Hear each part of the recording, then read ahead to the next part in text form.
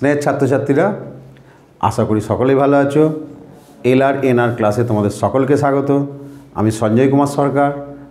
আজ তোমাদের অষ্টম শ্রেণীর পরিবেশ বিজ্ঞানের 2.3-এর রাসায়নিক বিক্রিয়া অংশটা পড়াবো। দেখো, আমরা সপ্তম শ্রেণীতে রাসায়নিক বিক্রিয়া সম্পর্কে জেনে এসেছি। রাসায়নিক বিক্রিয়া কী?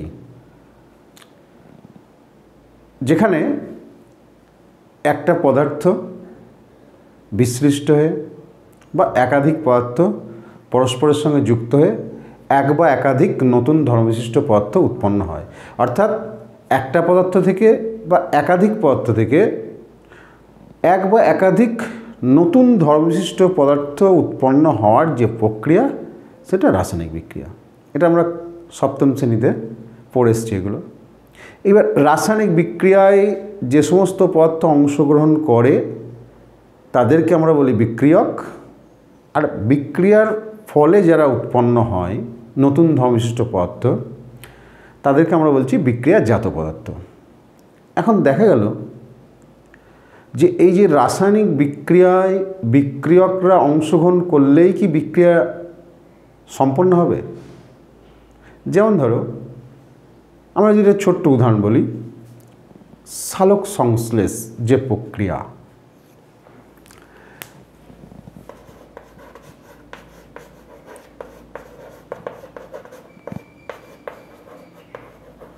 দেখো এই সালোক সংশ্লেষ প্রক্রিয়ার বাতাস থেকে গৃহীত কার্বন ডাইঅক্সাইড এবং মূলরম দ্বারা শোষিত জলের রাসায়নিক বিক্রিয়া হয়। তাহলে কি জল আর কার্বন ডাইঅক্সাইড থাকলেই কি রাসায়নিক বিক্রিয়া সংঘটিত হবে? বা ধরো পটাশিয়াম ক্লোরেট অক্সিজেন প্রস্তুতি, পটাশিয়াম ক্লোরেট কি এমনি বেরিয়ে অক্সিজেন দেবে? তাহলে এই যে একটা রাসায়নিক বিক্রিয়ায় যে যে পদার্থগুলো অংশগ্রহণ করা দরকার তারা থাকলেই কি বিক্রিয়াটা সংগঠিত হবে, নাকি বাইরে থেকে ওই বিক্রিয়া সংগঠিত হওয়ার জন্য আরও কিছু ব্যবহার করতে হবে? যেমন আমি সালোক সংশ্লেষের কথা বললাম। সালোক সংশ্লেষ প্রক্রিয়া সংগঠিত হওয়ার জন্য বা সালোক সংশ্লেষ প্রক্রিয়া ঘটার জন্য শুধুমাত্র কার্বন ডাইঅক্সাইডের জলের উপস্থিতি নয়, এর সঙ্গে যেটা লাগে সূর্যালোক। সূর্যালোক ছাড়া কিন্তু সালোক সংশ্লেষ হবে না।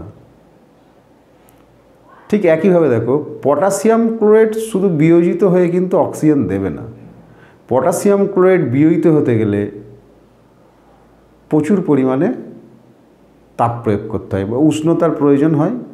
হাই টেম্পারেচার 630 থেকে 40 ডিগ্রি বা অনুঘটকের প্রভাবে 230 থেকে 40 ডিগ্রি। তাহলে এই যে টেম্পারেচার উৎপন্ন করতে গেলে তাপ দিতে হবে। ঠিক একইভাবে দেখো, খেলনা বন্দুক আমরা দেখেছি, সেখানে বারুদ স্তূপ থাকে একটা। সেই বারুদের স্তূপে যতক্ষণ না চাপ প্রয়োগ হবে ততক্ষণ কিন্তু খেলনা বন্দুকে শব্দ উৎপন্ন হবে না বা রাসায়নিক বিক্রিয়া সংঘটিত হবে না। একইভাবে সোডিয়াম বাইকার্বনেট, টার্টারিক অ্যাসিড শুকনো অবস্থায় রাখলে কোনো রকম বিক্রিয়া সংঘটিত হয় না। দেখা গেলে এর মধ্যে জল দিয়ে দাও, সেখান থেকে বুদবুদ আকারে গ্যাস নির্গত হচ্ছে। তাহলে অর্থাৎ এই যে চাপ, তাপ, আলো, এরা কি?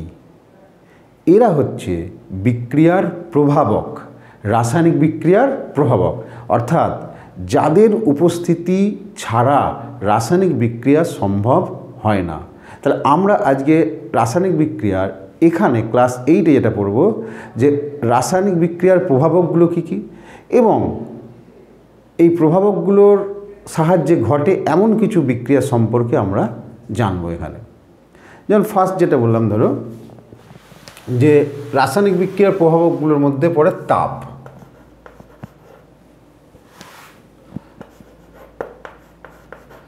রাসায়নিক বিক্রিয়ার প্রভাবক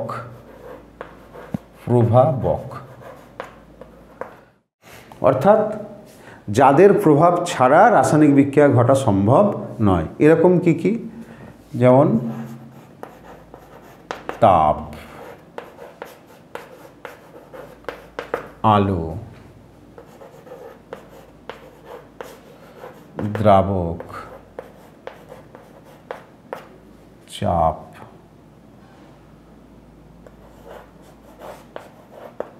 তড়িৎ ইত্যাদি।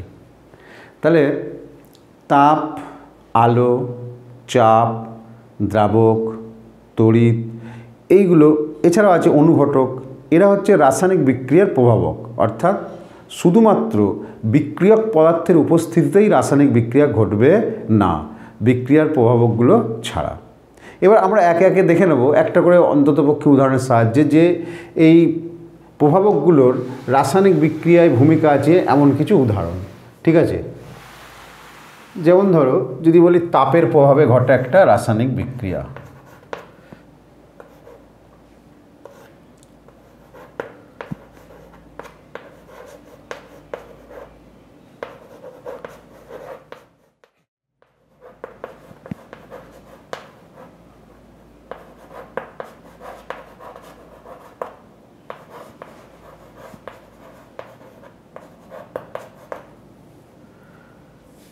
কিউপ্রিক নাইট্রেটকে উত্তপ্ত করা হলো।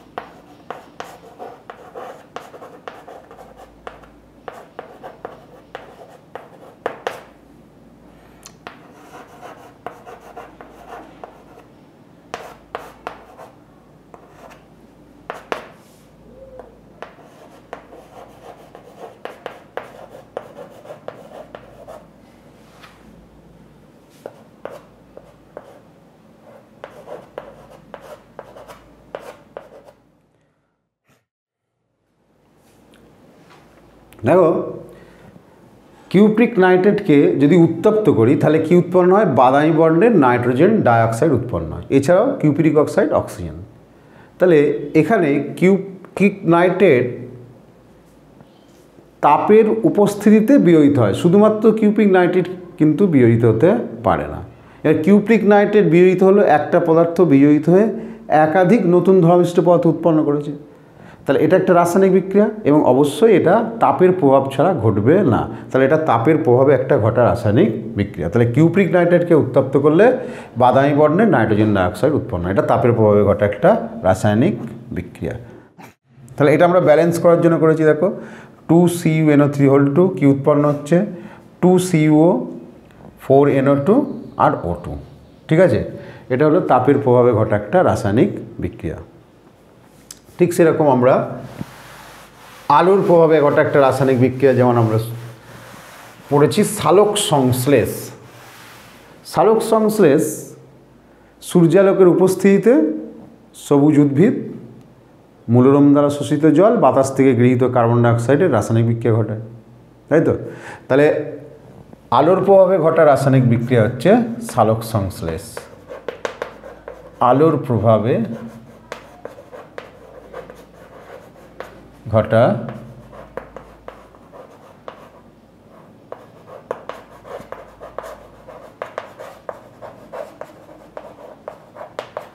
রাসায়নিক বিক্রিয়া সালোক সংশ্লেষ।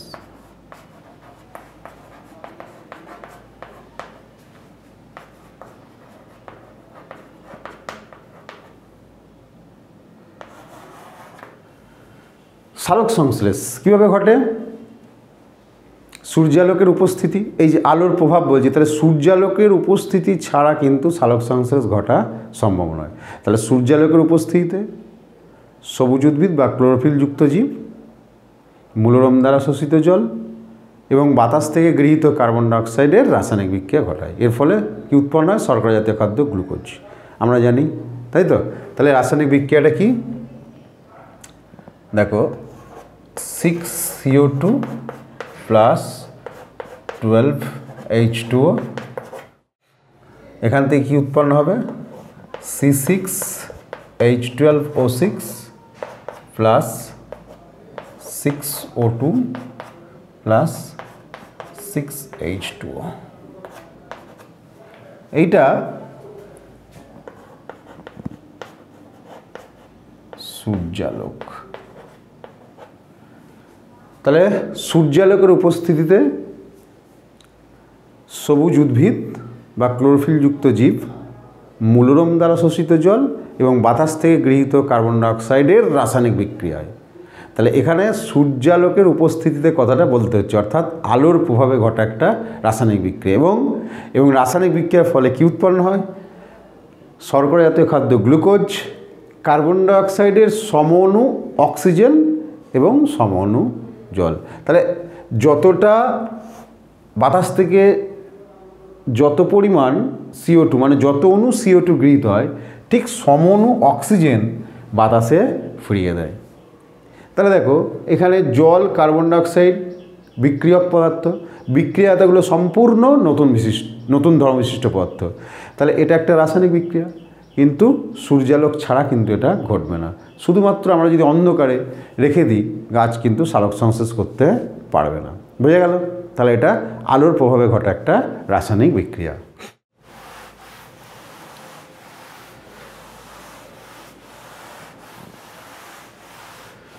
একই রকমভাবে আমরা যদি হাইড্রোজেন আর ক্লোরিনের মিশ্রণ বিক্ষিপ্ত সূর্যালোকে রাখি, হাইড্রোজেন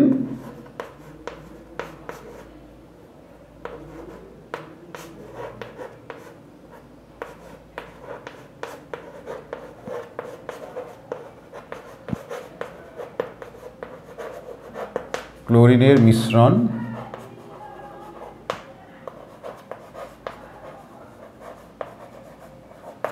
বিক্ষিপ্ত সূর্যালোকে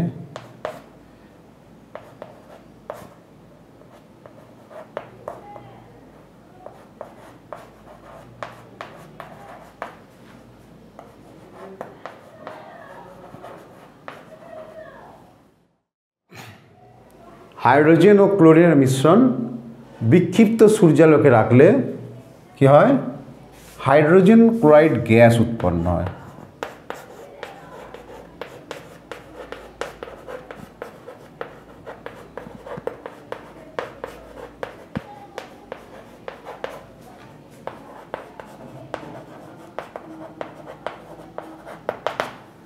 কিন্তু এই মিশ্রণকে আমরা যদি অন্ধকার ঘরে রেখে দিই, তাহলে কোনো রকম রাসায়নিক বিক্রিয়া সংঘটিত হয় না। তাহলে এটাও আলোর প্রভাবে ঘটা একটা রাসায়নিক বিক্রিয়া। যেমন H2 প্লাস Cl2 সমান 2HCl। বুঝে গেল? তাহলে এটাও আলোর প্রভাবে ঘটা একটা রাসায়নিক বিক্রিয়া।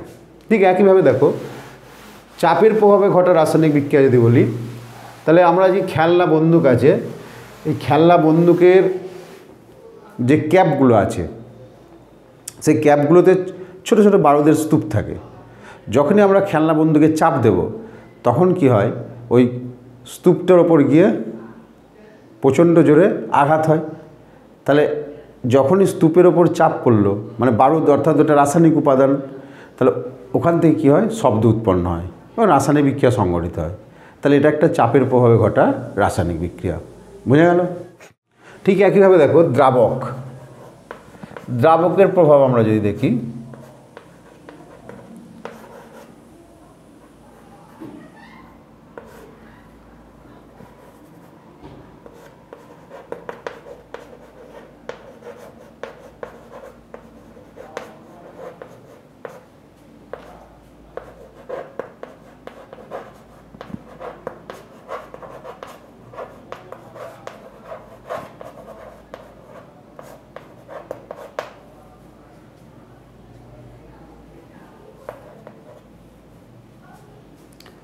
আমরা সোডিয়াম বাইকার্বনেট বা খাবার সোডা এর সঙ্গে টার্টারিক অ্যাসিড দিলাম, মিশিয়ে রেখে দিলাম, তাহলে সোডিয়াম বাইকার্বনেট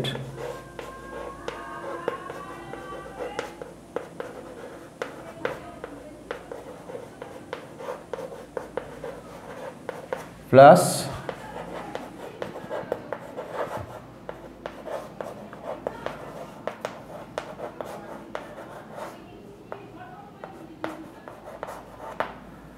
টার্টারিক অ্যাসিড, দেখা যাবে এই মিশ্রণ থেকে কোনো রকম রাসায়নিক বিক্রিয়া সংঘটিত হচ্ছে না বা কোনো রকম এখান থেকে গ্যাস বা অন্য কোনো পদার্থ উৎপন্ন হচ্ছে না। তাহলে এই যে সোডিয়াম বাইকার্বনেট টার্টারিক অ্যাসিডের মিশ্রণ যখন শুকনো অবস্থায় আছে, এখান থেকে কিন্তু কোনো রকম রাসায়নিক বিক্রিয়া সংঘটিত হতে দেখতে পাবো না। এখন দেখো এখানে আমরা যদি জল ঢালি এই মিশ্রণে, তাহলে সোডিয়াম বাইকার্বনেট প্লাস টার্টারিক অ্যাসিডের মিশ্রণে জল দিলে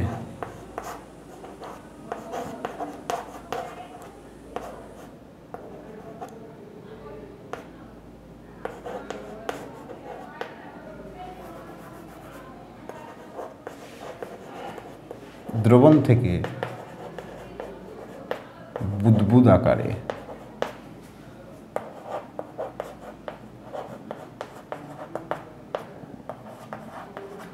CO2 গ্যাস নির্গত হয়।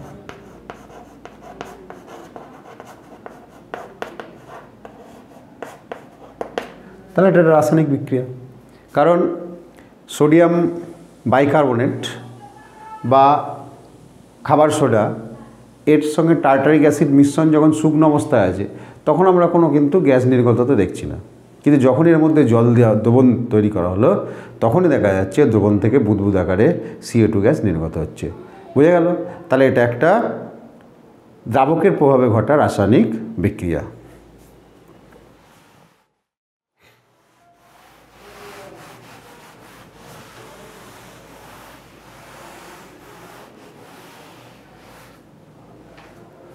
এবার দেখো তড়িতের প্রভাব।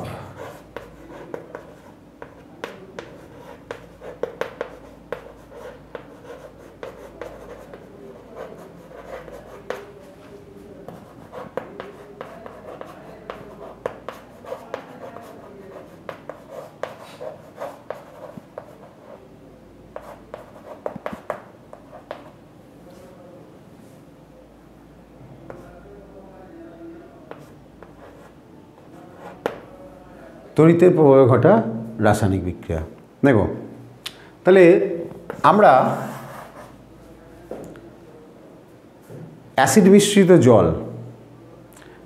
মিশ্রিত জলে যদি তড়িৎ পাঠায়, তাহলে দেখা যায় যে অ্যাসিড মিশ্রিত জলের তড়িৎ পাঠানোর ফলে জল হাইড্রোজেন এবং হাইড্রক্সিল আয়নে বিশ্লিষ্ট হয় এবং এই তড়িৎ পাঠানোর ফলে যে দুটো তড়িৎদ্বার ক্যাথোড এবং অ্যানোড, সেই ক্যাথোডে উৎপন্ন হয় হাইড্রোজেন এবং অ্যানোডে উৎপন্ন হয় অক্সিজেন। অর্থাৎ এটা একটা তড়িৎ বিশ্লেষণ প্রক্রিয়া, যেখানে দুটো তড়িৎদ্বার থাকে। এই তড়িৎদ্বার দুটো তড়িৎ বিশ্লেষের মধ্যে ডোবানো থাকে। একটা ব্যাটারির ধনাত্মক মেরুর সঙ্গে যুক্ত থাকে, যেটাকে আমরা বলি অ্যানোড। একটা ব্যাটারির ঋণাত্মক মেরুর সঙ্গে যুক্ত থাকে, যেটাকে আমরা বলি ক্যাথোড। তাহলে এই তড়িৎ বিশ্লেষ্য রূপে যখন অ্যাসিড মিশ্রিত জল নেব এবং তার মধ্যে যখন তড়িৎ প্রবাহ পাঠাবো, তখন দেখা যায় ক্যাথোডে উৎপন্ন হচ্ছে হাইড্রোজেন এবং অ্যানোডে উৎপন্ন হচ্ছে অক্সিজেন। অর্থাৎ বিশুদ্ধ জলের কিন্তু এরকম ঘটনা ঘটে না, কারণ বিশুদ্ধ জল আয়নে বিশ্লিষ্ট হতে পারে না। সামান্য পরিমাণে যদি অ্যাসিড মিশিয়ে দেওয়া হয়, তাহলে এই অ্যাসিড মিশ্রিত জলে তড়িৎ প্রবাহ পাঠালে জল H+ এবং OH- আয়নে ভেঙে যায়। তাহলে সামান্য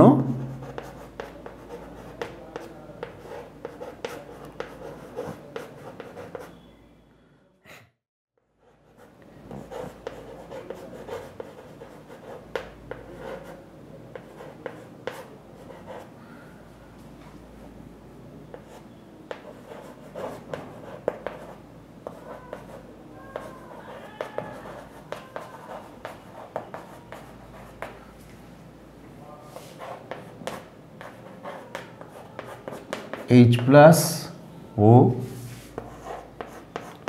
OH মাইনাস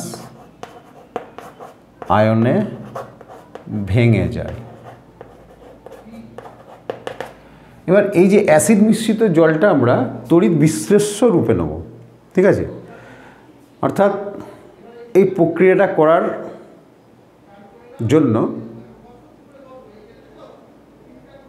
যে ব্যবহার করা হয় যন্ত্রটা, সেটা হচ্ছে ভোল্টামিটার।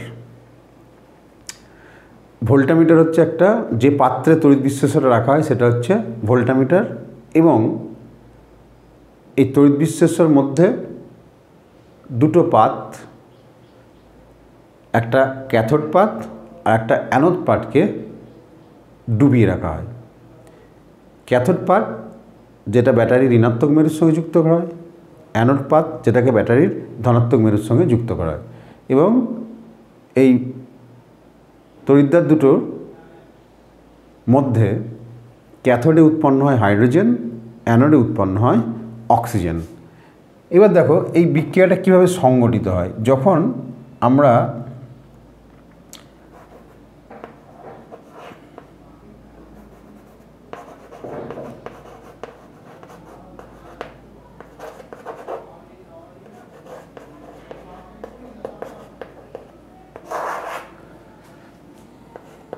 এই যে H প্লাস এ কী করে,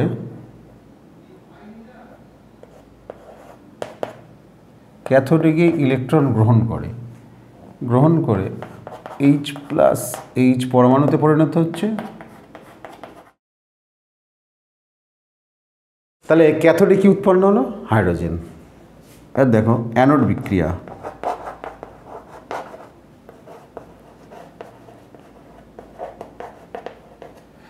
অ্যানোডে দেখো OH মাইনাস যেটা আছে 4OH মাইনাস,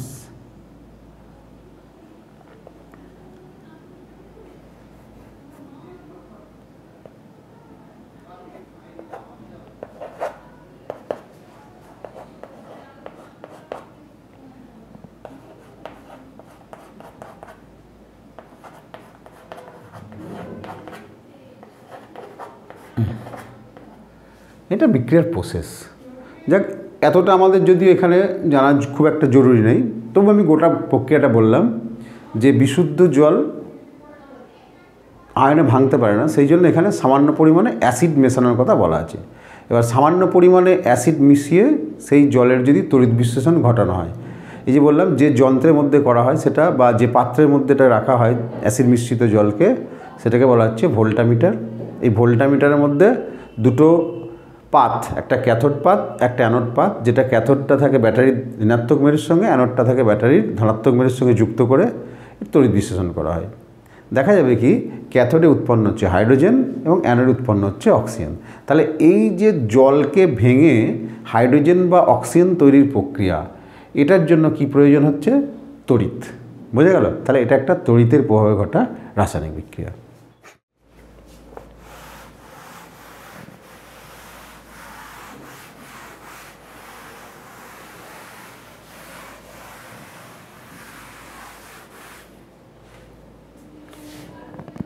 কিছু কিছু ক্ষেত্রে দেখো এগুলো ছাড়াও রাসায়নিক বিক্রিয়ায় কিছু গুরুত্বপূর্ণ পদার্থকে অংশগ্রহণ করতে দেখা যায়। গুরুত্বপূর্ণ পদার্থ যারা দেখা গেল ওই বিক্রিয়াটাকে সংগঠিত হতে, মানে দ্রুত সংগঠিত হতে সাহায্য করে। দেখা গেল হাইড্রোজেন পারঅক্সাইড জল দিলে হাইড্রোজেন আর অক্সিজেনে ভাঙে, বা পটাশিয়াম ক্লোরাইডকে 630 ডিগ্রি সেন্টিগ্রেড উষ্ণতায় উত্তপ্ত করলে অক্সিজেন দেয়। কিন্তু যদি দেখা যায় উভয় ক্ষেত্রেই ম্যাঙ্গানিজ ডাইঅক্সাইড পদার্থের গুঁড়ো মেশানো হয়, H2O2 বিয়োজনে বা পটাশিয়াম ক্লোরাইডের বিয়োজনে যদি সামান্য পরিমাণে MnO2 মিশিয়ে দেওয়া হয়, তাহলে এদের বিয়োজন হারটা খুব দ্রুত হয়। কিন্তু MnO2 এদের সঙ্গে মিশে কোনো নতুন ধর্মবিশিষ্ট পদার্থ উৎপন্ন করে না। MnO2 বিক্রিয়ার শেষে কিন্তু অপরিবর্তিত থাকে। তাহলে এখানে MnO2 বা ম্যাঙ্গানিজ ডাইঅক্সাইডের ভূমিকাটা কি? এই যে স্লো রেটটা, অর্থাৎ যে খুব ধীরে বিয়োজনটা, এই বিয়োজনটাকে ত্বরান্বিত করে, অর্থাৎ দ্রুত ঘটাতে সাহায্য করে, সেটা পটাশিয়াম ক্লোরাইড হোক বা হাইড্রোজেন পারঅক্সাইড বা অন্যান্য পদার্থের ক্ষেত্রে। তাহলে এই সমস্ত পদার্থগুলোর ভূমিকাটা কী রাসায়নিক বিক্রিয়ায়? এরা অংশগ্রহণ করছে বিক্রিয়ার রেটকে বাড়ানো, বা অনেক ক্ষেত্রে দেখা যায় কোনো দ্রুত বিক্রিয়াকে মন্দীভূত করতেও আমাদের এই পদার্থ কিছু ব্যবহার করা হয়। তাহলে এই সমস্ত পদার্থগুলো বিক্রিয়ার শেষে কিন্তু নিজে পুরোপুরি অপরিবর্তিত থাকে, এদেরকে আমরা কি বলি? অনুঘটক। তাহলে যে সমস্ত পদার্থ রাসায়নিক বিক্রিয়ায় উপস্থিত থেকে বিক্রিয়ার বেগকে বাড়ায় অথবা কমায় কিন্তু বিক্রিয়ার শেষে নিজে অপরিবর্তিত থাকে, তাদেরকে আমরা বলি অনুঘটক। তাহলে যে সমস্ত পদার্থ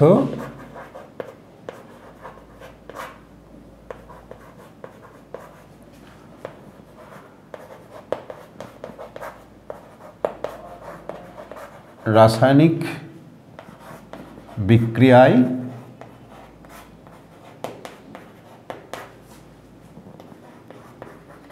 উপস্থিত থেকে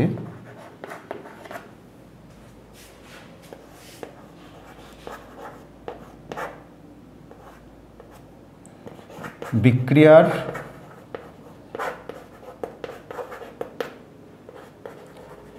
বেগকে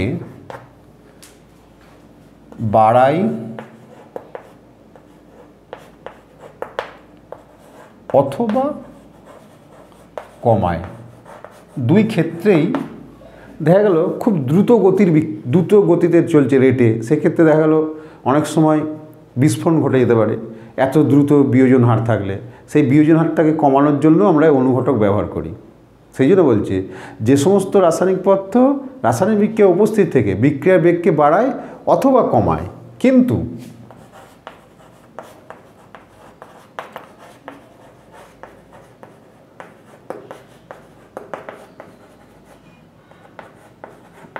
বিক্রিয়ার শেষে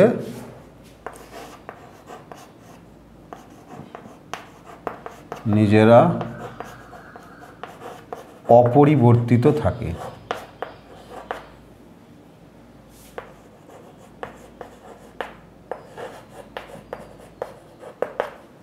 তাদের অনুঘটক বলে। অনুঘটনের এই যে প্রক্রিয়া সেটা হচ্ছে অনুঘটন, মানে বিক্রিয়ার বেগকে বাড়ানো বা কমানো। অনুঘটকের কাজটা হচ্ছে অনুঘটন প্রক্রিয়াটা। তা দেখা গেল যে সমস্ত পদার্থ রাসায়নিক বিক্রিয়া উপস্থিত থেকে বিক্রিয়ার বেগকে বাড়ায় অথবা কমায় কিন্তু বিক্রিয়ার শেষে নিজেরা অপরিবর্তিত থাকে। তাহলে অনুঘটকের যে বৈশিষ্ট্য, এরা রাসায়নিক বিক্রিয়া অংশগ্রহণ করবে কিন্তু বিক্রিয়ার শেষে নিজে অপরিবর্তিত থাকবে। এমন কোনো অনুঘটক নেই যে সবসময় সে বিক্রিয়ার রেটকে বাড়াতেই সাহায্য করবে। আবার দেখা গেল কোনো রাসায়নিক বিক্রিয়ায় কী ধরনের অনুঘটক সেটা কিন্তু আমরা বিক্রিয়া থেকে বলতে পারবো না। তাহলে এগুলো হচ্ছে আমাদের অনুঘটকের বৈশিষ্ট্য।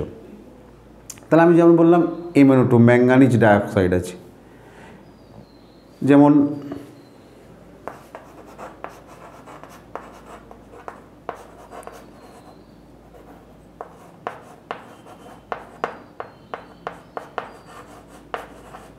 Manganese dioxide,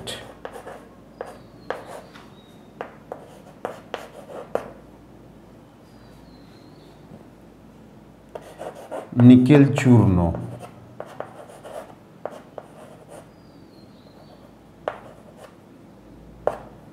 H2SO4, sulphuric acid, তারপর দেখবে Fe চূর্ণ, কোনো বিক্রিয়া এগুলো অনুঘটক হিসেবে ব্যবহৃত হয়। এখন এই যে অনুঘটক আমরা ব্যবহৃত করব রাসায়নিক বিক্রিয়ায়, মানে ব্যবহার করব, তাহলে এই অনুঘটক ব্যবহারটা যদি আমরা গুঁড়ো ব্যবহার করি তাহলে কিন্তু এদের কার্যকারিতা আরও বৃদ্ধি পায়। কেন না, দেখা গেল যে ধরো আমরা একটা বাস্তব উদাহরণ বলছি, যে এই যে কয়লা যখন একে পোড়ানো হয় তখন আমরা যদি ছোট ছোট করে ভেঙে দিই তাহলে কিন্তু আঁচটা ভালো উৎপন্ন হয় বা তাপটা ভালো উৎপন্ন হয়। বাড়িতে যখন আমরা ধুনো ব্যবহার করি সেখানে দেখবে ডেলাগুলো ভেঙে ভেঙে গুঁড়িয়ে দিলে যে কাজটা কিন্তু দ্রুত সম্পন্ন হয়। অর্থাৎ এই যে অনুঘটককে যখন ভেঙে দেওয়া হচ্ছে বা গুঁড়িয়ে দেওয়া হলে কি হয়, এদের ক্ষেত্রফলটা অনেক বেড়ে যায়।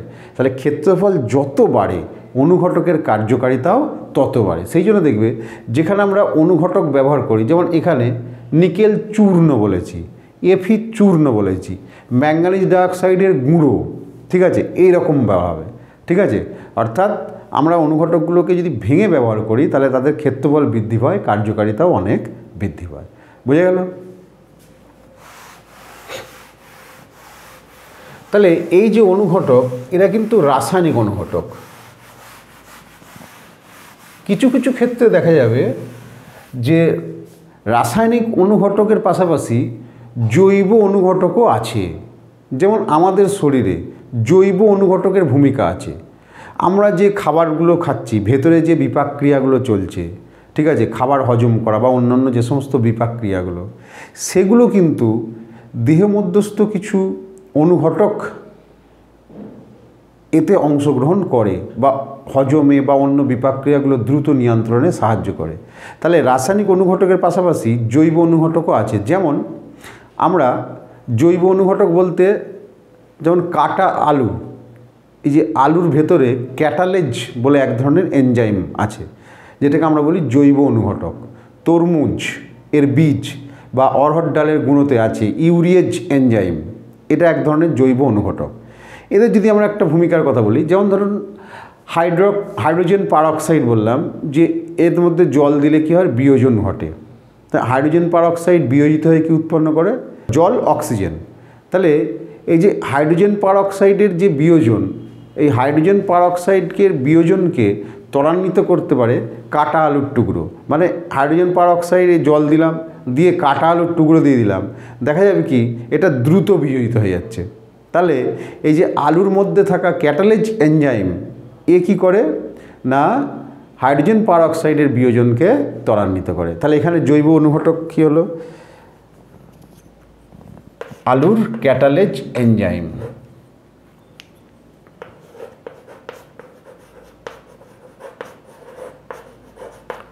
জৈব অনুঘটক আলুর ক্যাটালেজ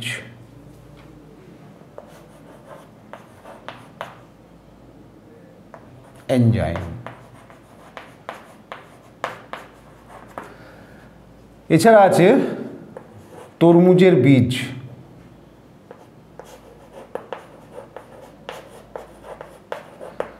তরমুজের বীজের ইউরিয়েজ এনজাইম।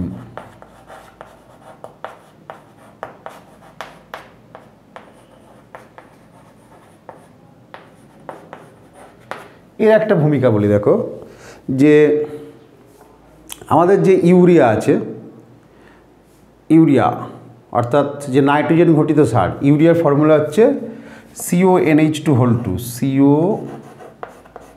CONH2 প্লাস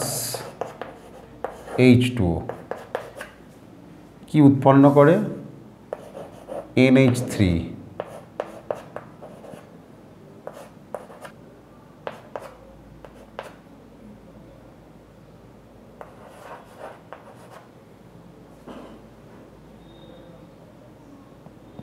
দেখো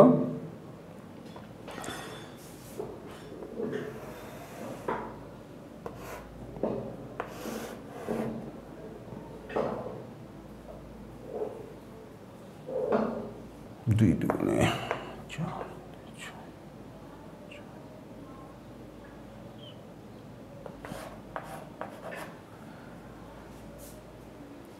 এই যে অ্যামোনিয়া উৎপন্ন হলো, এখানে আমরা যদি CONH2 মধ্যে জল দিলাম, দিয়ে এর মধ্যে যদি ইউরিয়েজ বা তরমুজের বীজ এর গুঁড়ো বা অড়হর ডালের গুঁড়ো যোগ করে দিই, তাহলে দেখব এখান থেকে কী নির্গত হচ্ছে, ঝাঁঝালো গন্ধযুক্ত অ্যামোনিয়া নির্গত হচ্ছে। এইবার এটাকে আরও মানে পারফেক্ট বোঝার জন্য যেটা আমরা করতে পারি সেটা হচ্ছে কি, যে এর মধ্যে ফেনোন্যাপথলিন যেটা বলে নির্দেশক, ফেনোন্যাপথলিনের বর্ণ কিন্তু নেই, বর্ণহীন, কিন্তু এখানে দিলে দেখা যাবে গোলাপি বর্ণ ধারণ করছে। ঠিক আছে, অর্থাৎ অ্যামোনিয়া যেহেতু ক্ষারধর্মী, ক্ষারে বর্ণটা গোলাপি হয়ে যায়। ঠিক আছে, তাহলে ইউরিয়া জল যোগ করলাম, ইউরিয়াজ এনজাইম উৎপন্ন হয়ে যাবে অ্যামোনিয়া। বোঝা গেল? ঠিক আছে, এটা হচ্ছে জৈব অনুঘটকের যে কার্যকারিতা। তাহলে রাসায়নিক অনুঘটক পাশাপাশি জৈব অনুঘটক। এছাড়া জৈব অনুঘটকগুলো আমাদের শরীরেও যেমন লিপিড, ফ্যাট, এগুলো হজমে, জীবাণু মানে কোষের যে ক্ষতিকারক যে জীবাণুগুলো আছে তাদেরকে ধ্বংস করতে, ডিএনএ তৈরিতে, এগুলো অনেক ভূমিকা আছে জৈব এনজাইমগুলোই। বোঝা গেল?